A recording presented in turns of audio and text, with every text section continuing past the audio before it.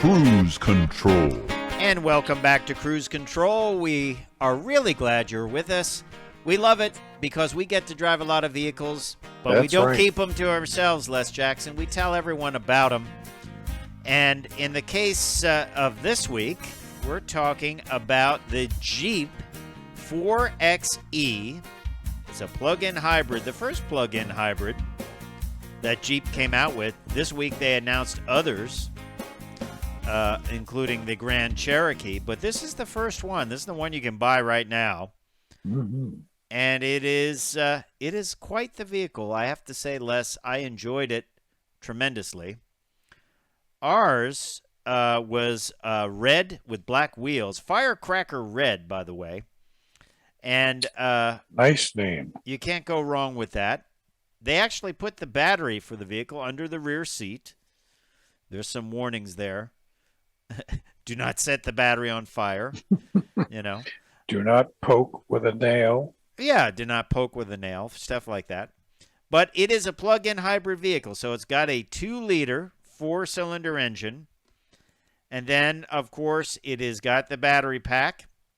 And normally it is it can go about 20 miles on electric, all electric. This is the test vehicle we had with Firecracker Red, black wheels, soft top, 4xe. You plug it in. If you plug it in and charge it up, you get about 20 miles of electric range. Then once that expires, it becomes like a regular hybrid. And it has all the Jeep goodness, including trail-ready vehicle. You can even get a 2-inch lift kit from the folks at Mopar, which is a first for this vehicle. And it's available in a bunch of different trims, including the one we had, the Sahara, and even the Rubicon. So you can get this pretty well across the board. You plug it in right there on the cowl, and it's every bit a Jeep.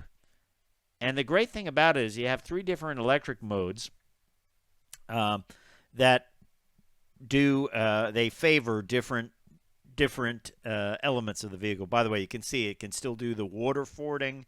It can still do all kinds of things like that. On the inside, it was fully equipped. Our model was fully equipped. Leather seats, heated steering wheel, heated seats, all the goodies that you were used to. And in a Jeep, you did not say, oh, well, this is the plug-in hybrid and I don't get things like nav or the other accoutrement that you're used to. Heated seats, heated steering wheel, all there.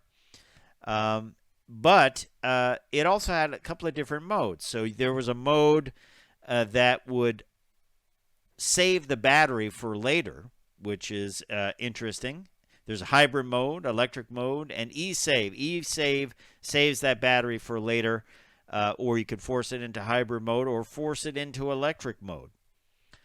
We got over 30 miles to the gallon with this thing on the highway. We took it on the highway, and it was great. Now, this one had a soft top. It did not have the headliner option, so it was a little bit loud on the inside. You could hear trucks and that next to you.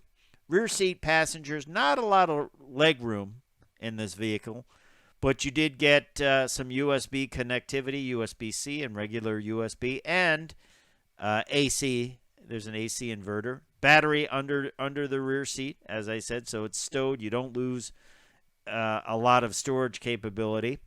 But overall, I was very pleased with this vehicle. It rode like a Jeep, but we are used to that, and that's part of the appeal of the vehicle. The fact that you can get this even on the Rubicon is pretty exciting. It really is. How deep a water can it go in? 30 inches. Wow. 30 inches, yeah. That's regular Jeep. It is a regular Jeep. There's no restrictions on it, basically. Total powertrain output is pretty impressive. 375 horsepower, 470 pound-feet of torque. In a Jeep, that's pretty stout, wouldn't you say? It's a lot. Yeah. Of course, this Jeep can be had with multiple different powertrains. You can get this 4xe version. You can get the 392 V8. You can get the V6 Pentastar. You can get the 4-cylinder. You can get a diesel. So there are a lot of choices there. But I have to say, this is pretty appealing, this model, because you do get to run for 20 miles all electric, which is great. It really was great going through town that way. And the transition was smooth. We were on the highway, and we took it to the point where the electric expended, and it completely smoothly converted over to hybrid mode without a glitch. Very smooth. You think about this, it's only 121 cubic inch engine, but I found it to have plenty of power. I really did. I thought it was a great 2-liter turbo engine, smooth transitions from the hybrid mode.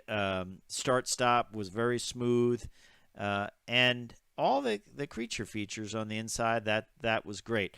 What would I opt for? Well, I probably would go for the hardtop. It's just easier to use when you're putting groceries in. Basically, to get that rear flap up, you just have to tug down on it and then reassemble it. I like the hardtop a lot better. That's what I would go. It's quieter, but I think this 4xe powertrain is exciting, and it really works well with the Jeep. Now let's talk a little bit about pricing. Jeep Wranglers are not cheap.